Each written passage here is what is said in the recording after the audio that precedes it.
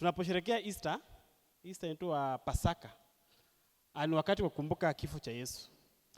Na mahubiri yote tukisahau kitu chochote kile, tunafaa kukumbuka kwamba Yesu aliacha enzi. Yesu ambaye ni Mungu mwenyewe alichukua mfano wa binadamu, akaja.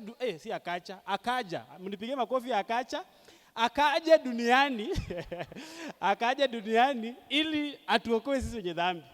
Viumbe vyake ambao ni viumbe dhaifu, watenda dhambi, alichukua nafasi yetu.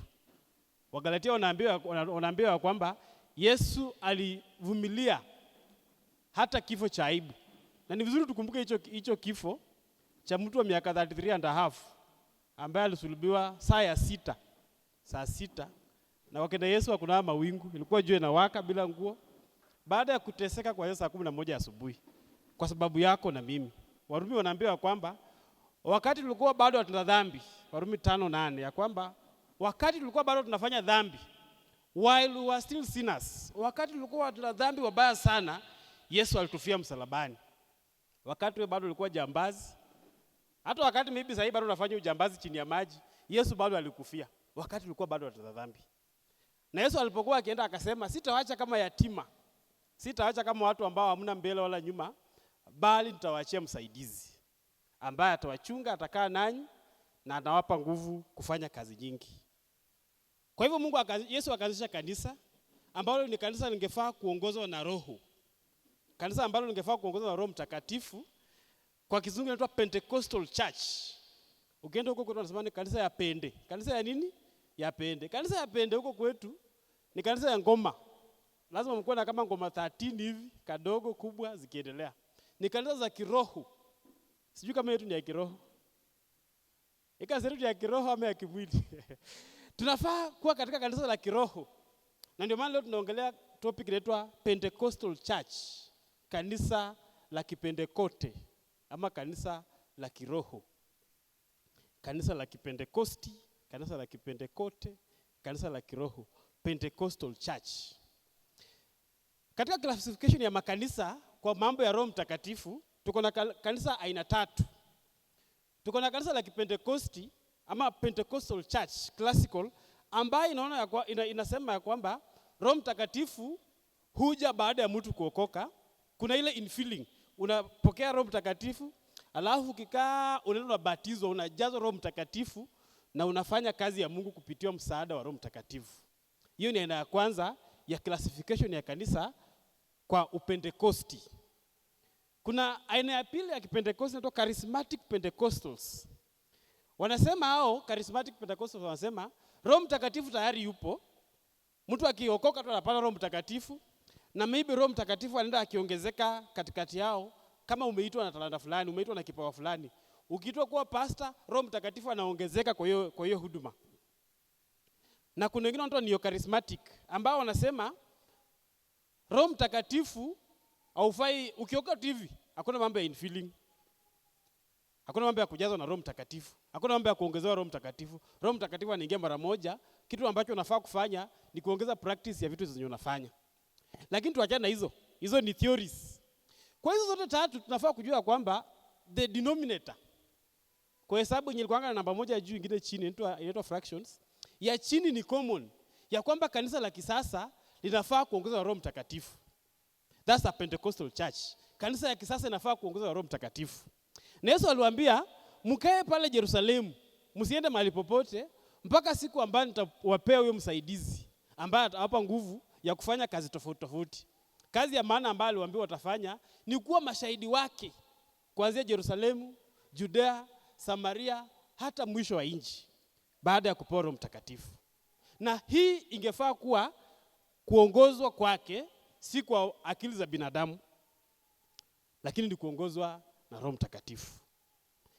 So Roho Mtakatifu alikuja katika kitabu cha pili cha Luka. Hiyo inaitwa Matendo ya Mitume. Luka alikuwa anaandika mtu anaitwa Theophilo. Sijui Theophilus alikuwa nani? Alikuwa anamuulizia vitu fulani. Luka akamwandikia order na akampea history, akamwambia vile mambo yalifanyika na Roho Mtakatifu akaja. Kufika chapter 2 sasa ina explain vile Roho Mtakatifu alikuja. Wanasema hata ilipotimia Matendo ya Mitume 2, hata ilipotimia siku ya Pentekoste, walikuwako wote mahali pamoja, kukaja ghafla toka mbinguni uvumi kama uvumi wa upepo, na nguvu ukienda kasi, ukaijaza nyumba yote waliokuwa wameketi. Kukatokea ndimi zilizowagawanyikana kama ndimi za moto uliowakia kila mmoja.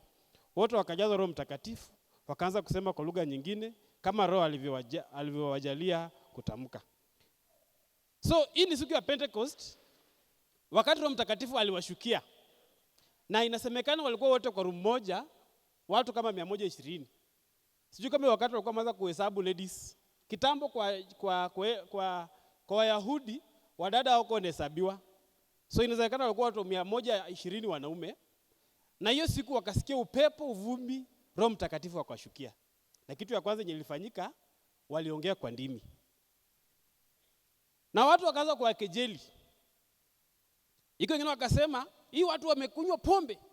Kwa nini? Kwa sababu walikuwa wasikia lugha zao zikisemwa. Ndimi ambazo waliongea hapa ni ndimi za kibinadamu. Hiyo tukienda deeper tutajua, tukiendelea kusoma, tutajua kwamba kwa speaking in tongues, we have angelic tongues na tuko na pia human tongues. Sio lazima uongee tu ndimi za kiroho, za kimalaika. Unajipata huko Sudan na Mungu akuzungumzie, uanze kutabiria wa Sudanese kwa lugha yao. Kuprophesy kwa ndimi. Hiyo tutasoma tukisonga mbele. Lakini hao jamaa walipatwa na Roho Mtakatifu na wakaongea kwa ndimi, ambayo ilikuwa sign ya kwanza ya kwamba hili ni kanisa, ama hao ni watu ambao what they are saying, kila ambacho wanasema kimeongozwa na Roho Mtakatifu na sio kwa nguvu zao, sio kwa maarifa yao. Kile ambacho kimeongoza kuongea ndimi hizi ni Roho Mtakatifu. Na wako wakejeli. Na Petero akapata ujasiri, akasimama akaanza kuhubiri. Na sasa tutaangalia hiyo Acts wa pili, second Acts, Acts chapter 2 verse 17 to 21, ama tutaangalia Acts chapter 2 kwa upana sana kwa lesson yetu ya leo. Tusome mambo mawili matatu kuhusu kanisa la Kipentekosti. Je, tunasoma nini kuhusu kanisa la Kipentekosti? Ni sifa zipi, ni tabia zipi, ni characteristics zipi ambazo tunaona na tujue hii kanisa la Kipentekosti? Tukisoma chapter verse 17 to 21 nasema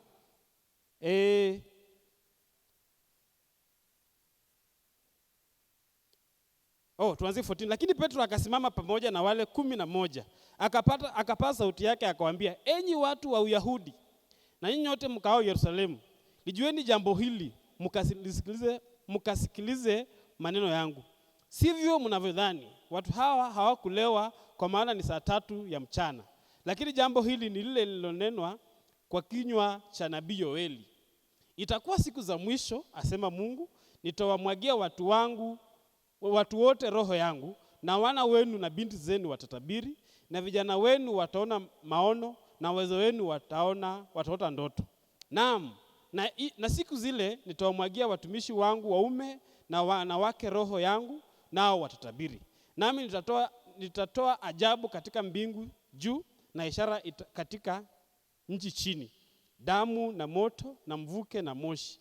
Jua litageuka kuwa giza na mwezi kuwa damu, kabla ya kuja ile siku ya Bwana iliyo kuu na iliyo dhahiri. Na itakuwa kila atakayelitia jina la Bwana ataokolewa. So characteristics ya kwanza, baada ya kusoma hiyo portion yenye tumesoma hapo, tabia ya kwanza ya kanisa la Kipentekosti ni kwamba watu wanaongozwa na Roho Mtakatifu kufanya huduma zao ama kazi zao tofauti. First characteristics, tabia ya kwanza ni kwamba watu wanaongozwa na Roho Mtakatifu kufanya huduma zao. Petro anasema ya kwamba vijana wenu na watoto, vijana na wavulana, the youth, sons and daughters, watakuwa wanatoa utabiri na wataona visions. Wazee watu wacho nyuma, nao watakuwa wanaona ndoto. Alafu watumishi wote, all servants, Bible zingine zinasema all male servants and female, hii tumesema na watumishi wote watapewa roho ya utabiri. Now, roho ya utabiri ama hii venye wamesema hapa ni kwamba kila mtu atakuwa responsibility ya kufanya ili kutayarisha watu kwa hiyo siku ya mwisho ikija. Hapo chini wamesema, kwanza na nasema nitaonyesha signs kali sana za siku za mwisho. So kwa sababu kanisa la Kipentekosti ni kanisa la mwisho, Tulikuwa nasoma juzi na vijana mambo ya siku za mwisho. Kanisa la mwisho ni kanisa la Kipentekosti. Ni kanisa la mwisho namna gani ama kwa nini?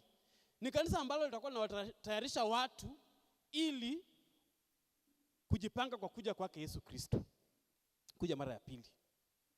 Na anasema ya kwamba kila mtu atakuwa na responsibility ya kuwafanya watu hawa wajue kuhusu neno la Mungu. Na mwisho amesema kwa wale ambao watalilia jina la Bwana watapata wokovu. Kila mtu atakuwa na responsibility. Na sisi kama ni kanisa la Kipentekosti, kama sisi ni kanisa la kiroho ambalo linaongozwa na Roho Mtakatifu, tunafaa kwa sasa tuwe tunajukumika kila mtu kwa kiwango chake, kila mtu at their personal level tunajukumika ili tufanye watu wamjue Yesu. Ili tufanye watu wawe tayari kwa kuja kwake mara ya pili. Na kujukumika huku kunafaa kuwa kunaongozwa na Roho Mtakatifu. Bwana asifiwe sana. Haleluya. Tunafaa kujua kwamba sisi sote kama kanisa, na hiyo tumehubiriwa mara mingi sana ya kwamba sisi ni mwili mmoja ambao uko na sehemu tofauti tofauti. Mwili ambao uko na sehemu tofauti tofauti na kila sehemu iko na shughuli yake mahususi. Kiswahili mufti, mahususi. Shughuli ambayo ni ya kufanya specific. Wakorintho wanaambiwa kwamba, Wakorintho wa kwanza 12, wanaambiwa kwamba je, hamjui kwamba nyinyi wote ni sehemu tofauti tofauti kwa mwili mmoja? Na tunafaa kufanya responsibility yetu tofauti, unique responsibility, ili kufanya nyumba ya Mungu ama mwili wa Kristo ukue. Na mwili wa Kristo unakuwa kwa nini? Ukisoma Mathayo 24, Yesu alipeana siku za mwisho zitakaa namna gani. Na amesema mambo vile yatakuwa makali, vile mambo yatakuwa magumu, vile nchi itakuwa na damu. Amequote Joel pia. Lakini mwisho anasema, na hapo ambapo injili itahubiriwa mpaka mwisho wa dunia, ndipo mwisho utafika. Bwana asifiwe sana. Kwa sababu kwa hivyo sisi kama kanisa la Kipentekosti tunafaa tukuwe tunajukumika sana kutumikiwa na Roho Mtakatifu ili kufanya neno la Mungu lijulikane kwa mataifa yote. Kwa sababu hiyo ndio responsibility yenye Mungu alituachia. Hiyo ndio responsibility yenye Mungu alituachia. Na kama binadamu wote tunafuata responsibility, mara nyingi tunafuata kitu cha mwisho chenye mtu amesema. Yesu wakati hajapaa mbinguni alituambia kwamba mamlaka yote mbinguni na duniani imepewa, na pia nanyi nawapa ninyi, ili muenende duniani kote, ulimwenguni kote, mkawafundisha watu na kuwabatiza kwa jina la Baba, la Mwana na Roho Mtakatifu, kuwafundisha yote ambayo nimewafunza. Hiyo ni kueneza injili ya Kristo, kueneza mafundisho ya Kristo kwa watu wa duniani. Kanisa la Kipentekosti linafaa likuwa linaongozwa na Roho Mtakatifu kufanya huduma hii. Nao kuna mtu atasema mimi sina kipawa cha uprofesi. Mimi sijapewa. Hapo wameongelea tu unabii na kuota ndoto. Hiyo ni just a representation of what the church should be doing. Unabii si lazima ukuje useme na Bwana amenionyesha. Ama hii kazi yenye Peter amekota hapa sio kazi ya altar peke yake. Kuna shughuli zingine nyingi ambazo tunafanya kwa nyumba ya Bwana. Na shughuli hizo pia tunafaa kuongozwa na Roho Mtakatifu wakati tunazifanya. Ili siku ya mwisho ikifika tuko tumewatayarisha watu kwa kuja kwake Yesu Kristo.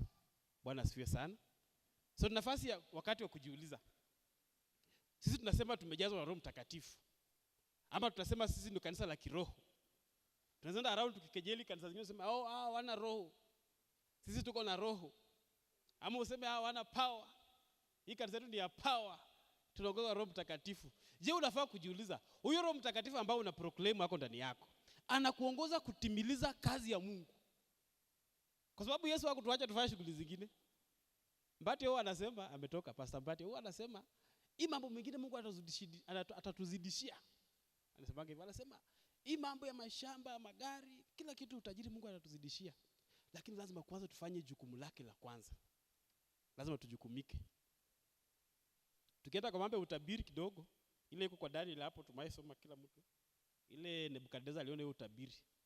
Hizo kingdom zote zenye Nebukadnezar alionyeshwa, ile ya gold, dhahabu, ile ya shaba, ile ya nini, zote ziliisha. Tuko kwa kingdom ambayo iko formless. Hatuna universal leader wa dunia. Na Daniel alisema ya kwamba wakati ikifika itakuwa mwisho wa dunia umekaribia. Je, wewe unajukumbika aje kufanya watu wa jina la Mungu? Tunafaa kufanya hiyo kazi kwa kusaidiwa na Roho Mtakatifu. Bwana asifiwe sana. Kama ni Asha, unafaa kusaidiwa na nani? Roho Mtakatifu. Wewe ni mcheza keyboard, unafaa ucheze keyboard na Roho Mtakatifu. Sasa iko watu walikuwa wanauliza, kuna watu wanaulizanga, kwa unajua kucheza keyboard ama kucheza instrument, hakuna chords ama hakuna vitu za kufinya za dunia na zingine za ulimwengu. Mtu wa dunia akicheza tu keyboard utatoa sauti. Mtu wa kanisa na akicheza keyboard utatoa sauti. Si ndio? Mtu wa dunia akiimba. Na hata hapa najua sisi tumeokoka.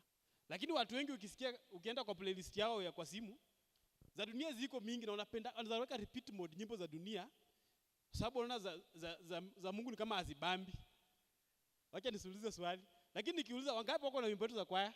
Mimi sina. Nyimbo zetu za kwaya za kwanga sijui 9. Nani yako nazo? Watu wana kwaya wana. Sasa hizo nyimbo unaweza pata haiko repeat mode. Lakini walitumia kazi nguvu nyingi sana ama Roho Mtakatifu aliwasaidia sana kuunda hizo nyimbo.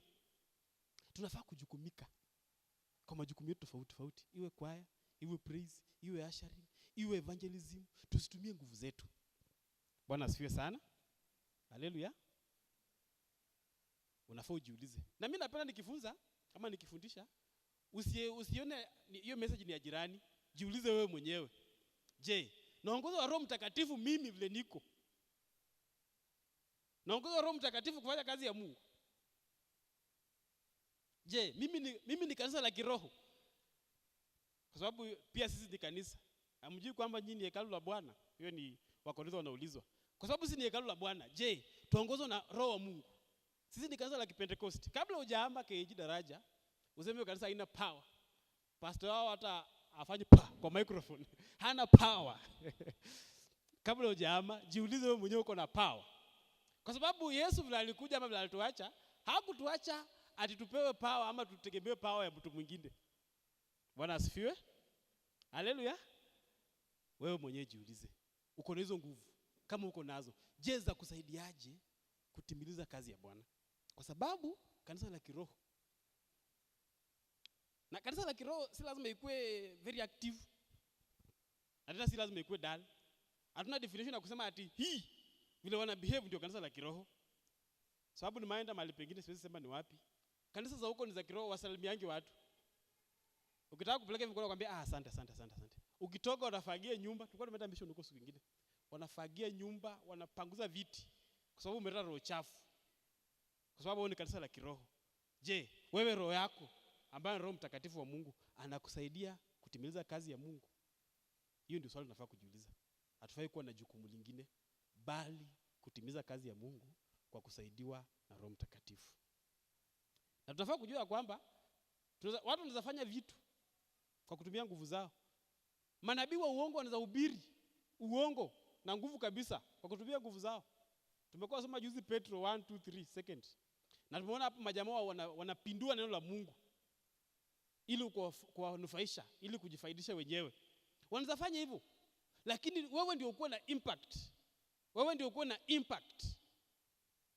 Katika ulimwengu wa kiroho unafaa usaidiwe kufanya hiyo kazi na Roho wa Mungu. Bwana asifiwe sana. Haleluya. Tabia ya pili ya kanisa la kiroho, wanahubiri injili ya Kristo na kusulubiwa kwake bila uoga. They fearlessly preach Christ and his crucifixion. Wanahubiri injili ya Kristo na kusulubiwa kwake bila uoga. Petro alisimama, jamaa ambaye alikuwa muoga. Ukisoma hizo vitabu vya injili utapata alikuwa muoga sana. Wakati aliona misumari ilikuwa hajatolewa, lakini wakati aliona Yesu sasa amefika mwisho, Yesu anaenda kugongwa, anaenda kumalizwa, wakamwambia wewe mbona unafanana na Yesu? Akasema huyo mtu mimi simjui. Hapana, jaribu, mimi niko tu hapa naota moto, msijaribu kuniwekelea maneno. Hiyo hajaandika kwa Bible, lakini alijitetea hivyo, akasema simjui, sijawahi kutana na yeye. Wanamwambia mbona unatembea kama? Anasema wewe watu hufanana. Angekuwa kwa dunia sasa angesema hii dunia iko na watu 6 ambao wanakufanana. Lakini hakuwa sa dunia sasa. Akasema hivyo. Lakini baada ya Roho Mtakatifu kumjia, akajazwa nguvu. Hakuogopa. Kuna mwandishi mmoja wa sijui ni John ama ni Mark, aliandika akasema watu wafuasi wengine wa Yesu walikimbia bila nguo. hiyo sija quote.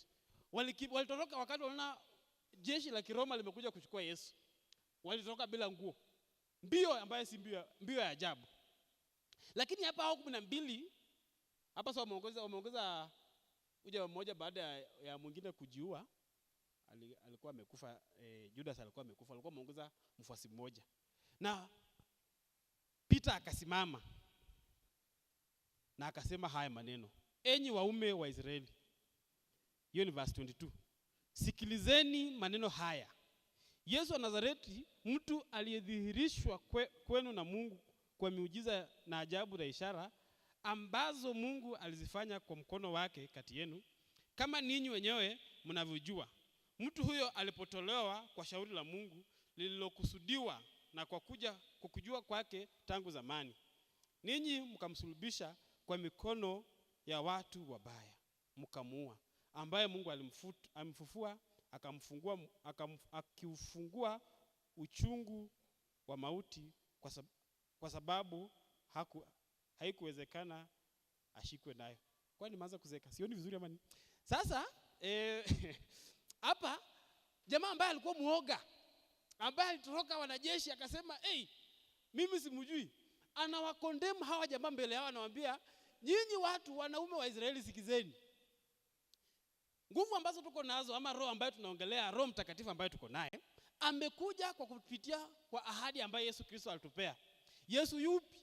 Yesu yule ambaye alitoka mbinguni na nyinyi mkamsulubisha. Ninyi mkamsulubisha. Ninyi watu si nyinyi, yani hao watu. Inachukua nguvu nyingi sana condemn directly watu wenye walitake part kwa kumuua Yesu. Na hapa ilikuwa ijeisha miezi 3, ilikuwa siku 40 tu ndio zimeisha tangu hapa mbinguni.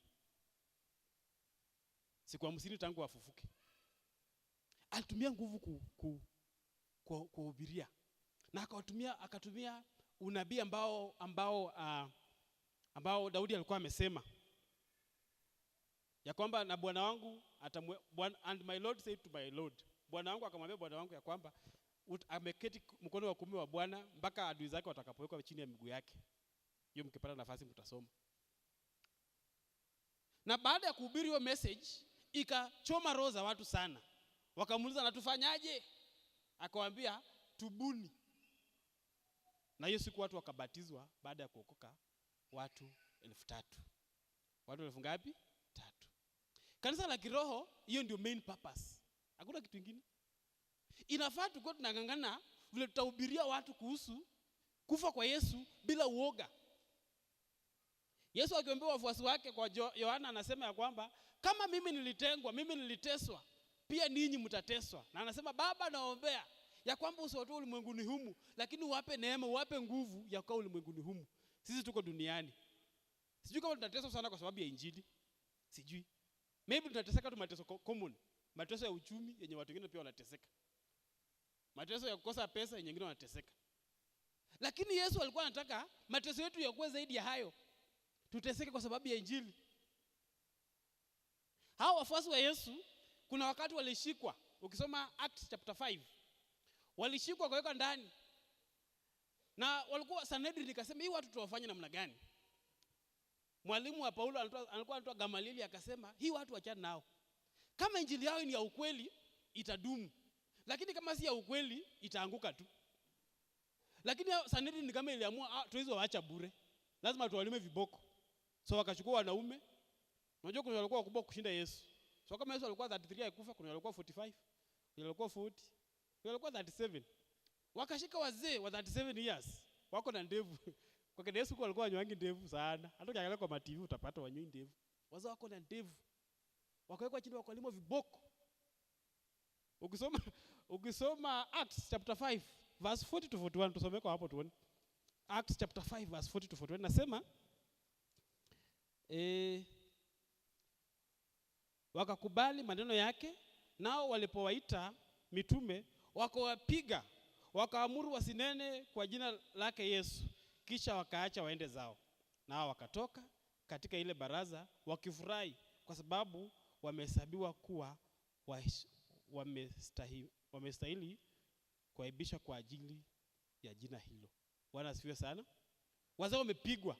Kuna wakati hata mjapata Matendo ya Mitume Acts chapter 5 verse 40 to 41. Kuna wakati Paulo naye na Sila kabla hawajafungwa, sasa walitolewa nguo. Wale ile kiboko ile kichapo yenye wamama wengine wanakasirikanga na ule mtoto kama skati ingi. Wanainua wako skati juu wanachapa kwa mguu kwenyewe. Wamama ya kitambo si wa kisasa, wa old school. Mtoto maybe ameiba mayai juzi, ameiba sukari. Unamwambia wacha, asiki. Wacha, asiki. Ukitaka kumchapa anavaa jeans. Sio unaona hiyo maneno? Anakuja na jeans amevaa na ameweka ndani tunafanya vitu na vitabu. Sasa walikuwa wanafunua kitambo, sasa hii hatuchapaki watoto. Wanafunua. Wanawalima kiboko. Sasa kina Paulo na Paulo waliona ni kama waliona hawa jamaa wasiki. Waliona wafanye nini? Wasiki. Wakawafunua nguo, wakawalima viboko. Iko kwa Acts 16. Acha tusome kwa hapo tuone pia. Acts 16 chapter 20 verse 22 to 23. Wanasema makutano wote wakaondoka, wakaendelea, makadhi wakawavua nguo zao kwa nguvu. Makadhi au sasa ni kama majaji, wakawavua nguo zao kwa nguvu. Wakatoa amri wapigwe kwa bakora. Na walipokwisha kupiga mapigo mengi, wakawatupa gerezani, wakawaamuru mlinzi wa gereza awalinde sana. Walipigwa kwa bakora na hawakupigwa mapigo machache, walipigwa mapigo mengi kwa bakora baada ya kutolewa nguo. Hao jamaa wanapigwa kwa nini? Kwa sababu ya Injili. Bwana Yesu asifiwe sana. Injili ambao wamesaidiwa na Roho Mtakatifu, wanasukumwa na Roho Mtakatifu bila uoga. Tuko na hii mwezi yetu kwa youth, kwa teens inaitwa unashamed. Tuko na kitu inaitwa unashamed. Mambo ya unashamed, hatuogopi, hatutishwi. Hatuogopi ama hatuogopi. Paulo anasema ya kwamba sitaionea haya Injili ya Bwana. Kwa maana ndio inaleta wokovu kwa Yunani na Wayahudi. Bwana asifiwe. Je, wewe unaionea haya Injili ya Kristo? Tunafaa kusaidiwa na Roho Mtakatifu kukua tunapeleka Injili ya Kristo mbele. Hata wakitoa nguo kupiga na bakora, ingawa sasa hakuna mtu ametolewa nguo akapigwa na bakora. Kama umetolewa tunaendelea vizuri. Tuko on the right track. Bwana asifiwe sana. Kama hujafika kutishiwa bado uko mbali. Tunafaa tujikaze, tukaribia hapo. Tudhalilishwe. Hawa jamaa wazee walisema walifurahia kudhalilishwa kwa sababu ya jina hilo la Yesu Kristo. Kanisa la kiroho linahubiri kuhusu Yesu na kufa kwake bila uoga. Inafaa injili yenye tunahubiri isikuwe injili nyingine. Ikuwe injili ya kufa kwa Yesu na neema ya Yesu kwetu kama kanisa la kiroho. Wacha kanisa zingine ambazo si jina ya kanisa ambalo si za kiroho zihubiri mambo mengine. Lakini sisi basic ya mahubiri yetu inafaa tu karibu kila Sunday tulikuwa tunahubiri Yesu akiwa center. Kati ya mahubiri yetu, the center of our teachings. Tukiwa kwa soko, kati ya maongezi yetu. Kama ni mzee Kingori alikuwa kwa site, kati ya maongezi yetu kwa site huko. Kama ni mzee Gasha alikuwa amepeleka sijui wapi vitu, kati ya mambo yake ya kubagain, Yesu alikuwa katikati. Bwana asifiwe. Yesu alikuwa katikati. Hiyo ndio kazi tuliachiwa. Na Paulo alitufunza hesabu nyingine juzi. Akasema Yesu amekaa tu mbinguni siku 2 na masaa ngapi? Ilikuwa 2600. Si ilikuwa hesabu? Kama miaka 100 ni masaa 2 na dakika 15. So kumaanisha miaka 600 ni masaa hiyo 6 times 2 ni ngapi? Hesabu imekuwa ngumu. Sasa Yesu amekaa tuko lakini anakuja. Wafundisho wa uongo wanasema, walimu wa uongo wanasema ya kwamba amechelewa. Ukisoma kwa Petro hapo wa pili chapter 3. Lakini sisi hatufai kuchoka. Tunafaa kuendelea kukua katika neema tukifundisha watu kuhusu kifo cha Yesu. Ndio Ukristo uanze, Ukristo iko tu it is pegged. Msingi wa katikati wa Ukristo si mambo mengine, ni kufa kwa Yesu. Kama Yesu angekufa hatungekuwa na Ukristo. So katika mahubiri yetu tunafaa tukwenda fikiria. Na tusihubirie tu watu na wenyewe tukose. Paulo anasema hivi ya kwamba mimi sipigi ngumi kama mwenye napiga ukuta. Lakini najitahidi nafanya mwili wangu uwe my slave. Ya kwamba nitakapohubiria watu nami nisikose utaji. So tunapoenda kuhubiria watu, tukiongozwa na Roho Mtakatifu, tunafaa tuhakikisha kwamba Roho wa Mungu anatusaidia kuhubiri injili inayofaa, injili ya Kristo. Hilo ndio kanisa la kiroho. Hilo ndio kanisa la kiroho. Na hii season hii ni season ya kuhubiriwa mambo ya roho. Holy Spirit nani? Kujazwa kwa Roho Mtakatifu. Inafaa ukiomba Mungu akujaze, tamaa yako ya kujazwa kwa Roho Mtakatifu isikuwe tu kwa mambo mengine, ikuwe pia ni kwa mambo haya. Mambo ya kueleza injili ya Kristo na kufa kwake. Bwana asifiwe. Karakteristiki. Hiyo si karakter. Sifa ya 3. Sifa ya ngapi? 3. Ya kanisa la kiroho. Sifa ya 3 ya kanisa la kiroho katika Matendo ya Mitume 2. Tunasoma tu 2 hapo sana. 42 to 47. 42 mpaka 47. So baada ya Petro kubatiza watu, Luka aliona vizuri aandike hii. Akasema wakao wakidumu katika mafundisho ama fundisho la mitume na katika ushirika na katika kuumega mkate na katika kusali. Kanisa la kiroho ni kanisa ambalo linadumu katika ushirika. Ushirika wa watu wengi, ushirika wa watu 5 kwenda juu. Ni kanisa ambalo mtu ana participate kutaka kujua mwenzake yako vipi. 43 nasema kila mtu akaingiwa na hofu ajabu nyingi na ishara zikawafuata na kila mtu akaingiwa na hofu ajabu nyingi na ishara zikawafuata mitume. Na wote walioamini walikuwa mahali pamoja na kuwa na vitu vyote shirika, wakiuza mali zao na vitu vyao walivyokuwa navyo na kuwagawia watu wote kama kila mtu alivyokuwa na haja. Na siku zote kwa moyo mmoja walidumu ndani ya hekalu wakimega mkate nyumba kwa nyumba na kushiriki chakula chao kwa furaha na kwa moyo mweupe, wakimsifu Mungu na kuwapendeza watu wote. Bwana akazidisha kanisa kila siku kwa wale waliokuwa wakiokolewa. Bwana asifiwe sana. Hii kanisa ya kwanza ambayo ni kanisa la Kipentekosti, the typical one ambayo tunafaa kuemulate, walikuwa wanakutana mara kwa mara. Wakifanya nini? Wakimizana kwa mafundisho, wakimega mkate, wakisali, wakisaidiana, wakiuza vitu vyao ya kwamba mtu yote asikose katikati yao. Sisi pia kwa sasa tunafaa kuwa a united church. United church. Kuna ile hali ya mwanadamu, wanasemanga ati hali ya mwanadamu, the human nature iko na fitina kidogo ndani, iko na uchochezi kidogo, human nature. Lakini kanisa ya kiroho haifai kuwa hiyo maneno. Tunafaa kuungana pamoja kwa fellowships. Na mwezi yenye umepita pastor alikuwa anatufunza kuhusu mambo ya fellowship. Akasema hatufai kuacha kutana pamoja.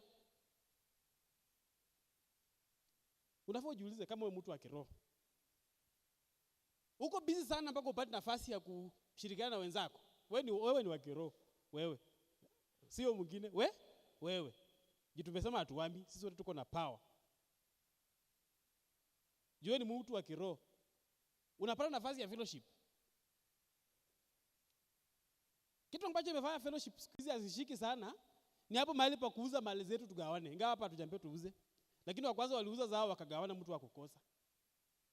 Wakati Mungu ametubariki, huwa tunasikia uchungu. Kama niko siku nilikuwa nafanya kazi ya Power Saw, nilikuwa kijana ya mkono ya mtu ya Power Saw. Sasa nilikuwa nachoka, tunakata mbao. Kupanga mbao, kupima mafuti, mgongo inauma, unachoka.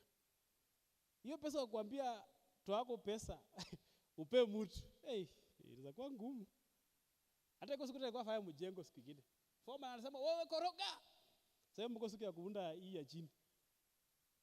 Mchanga inakauka wewe. Weka spade unachota moja. Wanakuambia kijana unafanya nini? Unatoa jasho. Alafu sasa ukuje kanisa wanasema kwa hivyo tupendane. Kila ambacho Mungu amekubariki nacho tusaidie wasiojiweza. Jawa ameenda sijui wapi, amebagain huko saa hiyo ng'ombe. Amebagain bwana. Ametoa pesa yake yote.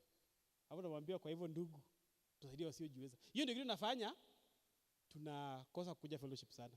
Wakristo wa kisasa wamekuwa wachoyo. Wamekuwa nini? Wachoyo. Lakini kanisa la kiroho linafaa kweli linabebeana mizigo wao kwao. Pastor Garanga alituambia hapa, we build each other up in love. Tusaidiane sisi kwa sisi. Tujengane kwa upendo. Kanisa la kiroho hiyo ndio kazi yake. Tusione mtu ana uhitaji. Na hakuna mahitaji kubwa sana ambayo mtu ukimsaidia unaweza filisika. Tukisaidia sisi kwa sisi tunaweza kuwa watu wakubwa. Zaburi 133 wanaambiwa kwamba wale ambao wanakaa kwa umoja, kwa upendo, hapo ndipo Mungu anaahidi baraka yake. Asema baraka ni kama mafuta ikitoka kwa nywele ya Haruni, ipite kwa ndevu, ipite mpaka kwa ongo yake mpaka chini. Kama umande kwa watu wake, baraka zinakuja kwa kanisa la Kipentekosti, kanisa la kiroho wakati wako pamoja. So wakati hatuko pamoja, hatuattend fellowships, hatuna hiyo undugu, hatujali kuhusu jirani yetu. Najua hapa kila mtu akwa amebook mahali pake pa kukaa. Wakati utakaa siku 2-3 uende jirani yako mwenye mmezoea kukaa naye pamoja hakuna. Umechukua jukumu la kumwambia Diana, kuna dada nakaanga naye hapa, nisaidie namba yake nimuulize yako wapi. Hiyo ndio ushirika wa Kipentekosti ama kanisa la kiroho. Wanashiriki siku kwa siku, nyumba hadi nyumba, wakivunja mkate, wakikula, wakiomba. Bwana asifiwe. Sisi ni kanisa ya power. The power of the Holy Spirit. Kanisa ya nguvu za Roho Mtakatifu. Tunafaa kuwa tunaongozwa na hayo. Tunafaa kuwa tunaongozwa na nini? Umoja na ushirika. Wa kusaidiana sisi kwa sisi. Kama hatuna hiyo, tunaweza kuwa tunaongea kwa ndimi very good. Hiyo ni ishara kwamba tuna Roho Mtakatifu. Lakini kama hatuparticipate kwa kusaidiana sisi kwa sisi, we've missed a mark. Tumefanya nini? Tumemiss. Tuendelea vizuri? Karibu sasa inafika. Characteristic ya mwisho. Wana solve shida zao kwa hekima. Wana solve mashida kwa hekima. Mahali watu wawili ama watatu wako, lazima tu kuna kugongana. Wanasema hawezi weka chuma mbili kwa ama vikombe hii ya mabati. Unaweka kwa nini afu bebe itagongana tu, si ndio? Lakini ikigongana haufai kusolve kama mtu ambaye hamjui Yesu. Kama wewe ni mtu wa maybe pastor akupea nafasi ya kuhubiri, ukuje unde sermon. Unajua adui yako, penye yako, unde mahubiri. Sema kuwavunja maadui. Hiyo ja solve. Ama wakupea praise uanze kuimba ombea adui yako aishi. Atusolve hivyo. Acts chapter 6, wajana wakaanza kulalamika. Tulikuwa na wajana group 2. Wajana wa Kiyunani na wajana ambao si wajana wa Kiebrania, the Greeks and the Hebrew, wa Kiebrania na wa Kiyunani. Wakaanza kulalamika ya kwamba chakula kigawiwa hao wajane hawapati sehemu. Sio story maisikia. Wajana walalamika wakasema chakula tukipewa, unajua maybe kuna mjane mzee, kuna mjane young. Maybe young alifika mapema, akachukua yake akaangalia hivi akaona wazee bado, akasema wengine wale kama wakuji, akachukua. Wazee kufika saa 7 chakula imeisha. Malalamishi yakatolewa. Hata siku zile wanafunzi walipokuwa wakiongezeka hesabu yao, palikuwa na manunguniko ya Wayahudi wa Kiyunani juu ya Waebrania kwa sababu wajane wao walisahauliwa katika huduma ya kila siku. Wale thenashara wakawaita jamii ya wanafunzi wakasema, haipendezi sisi kuliacha neno la Mungu na kuhudumu mezani. Basi ndugu, chagueni watu 7 miongoni mwenu walioshuhudiwa kuwa wema, wenye kujazwa na Roho na hekima, ili tuwaweke juu ya jambo hili. Na sisi tutadumu katika kuomba na kulihudumu neno. Neno hilo liliwapendeza machoni pa mkutano wote, wakamchagua Stefano, mtu aliyejaa imani Roho Mtakatifu, na Filipo na Prokoro na Nikanori na Timoni na Parmena na Nikolao mwongofu wa Antiokia, ambao wakawaweka mbele ya mitume, na walipokwisha kuomba wakaweka mikono yao juu yao.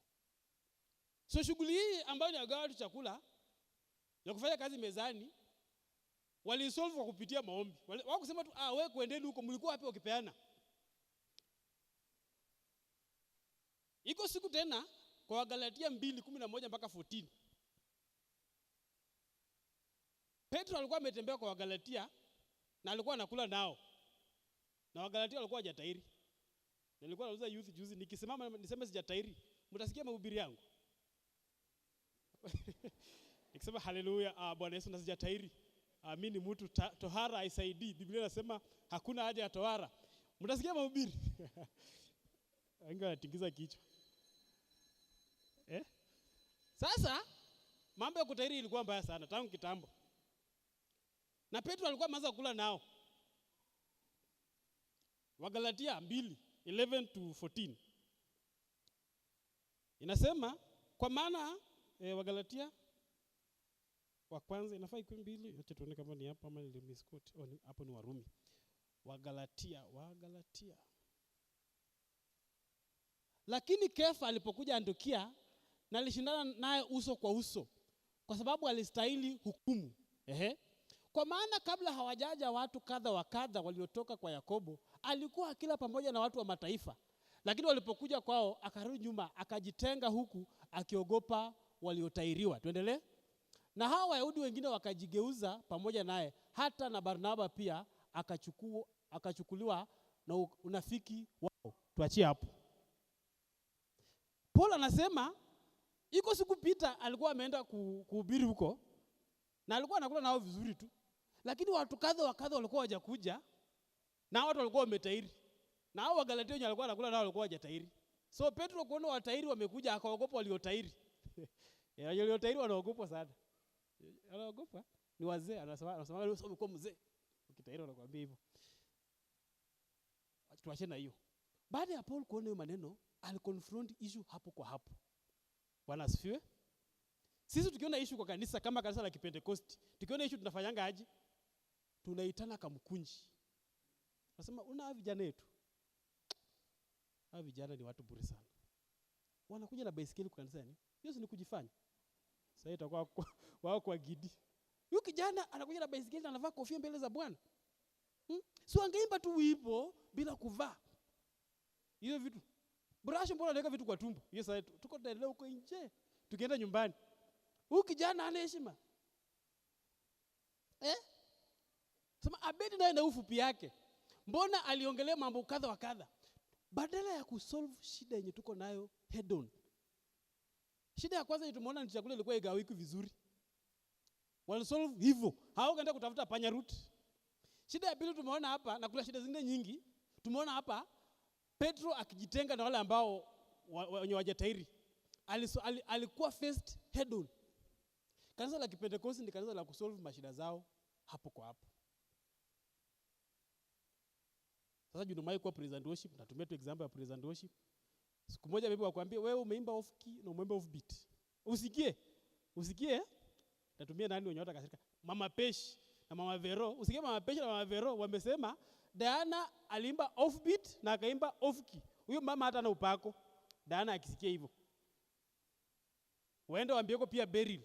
Sio kikundi na live.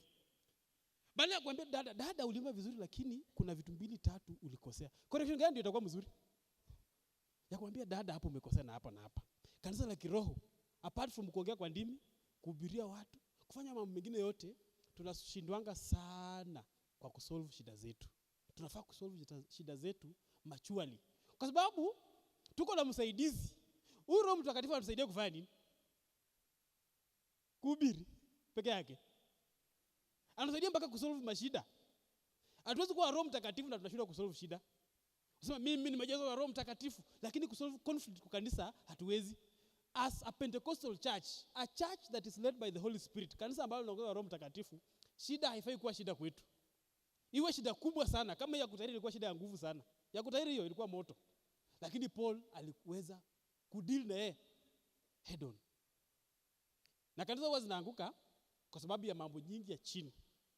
Mambo nyingi ya chini inaenda kwenda ifikie mtu imeharibika. Tunaomba ya kwamba sisi kama kanisa la kiroho tuweze kusolve shida zetu. Now, kanisa la kisasa sisi za Kipentekosti sana, sisi kama sio sisi kama KG, lakini sisi kama kanisa la kisasa. Tuko na vitu kadhaa tumekosea ambayo inatufanya tukose kuhudumiwa na Roho Mtakatifu kama vile ilikuwa the original plan ya Yesu Kristo. Shida ya kwanza, tumepuuzilia mbali kukutana pamoja kwa waumini.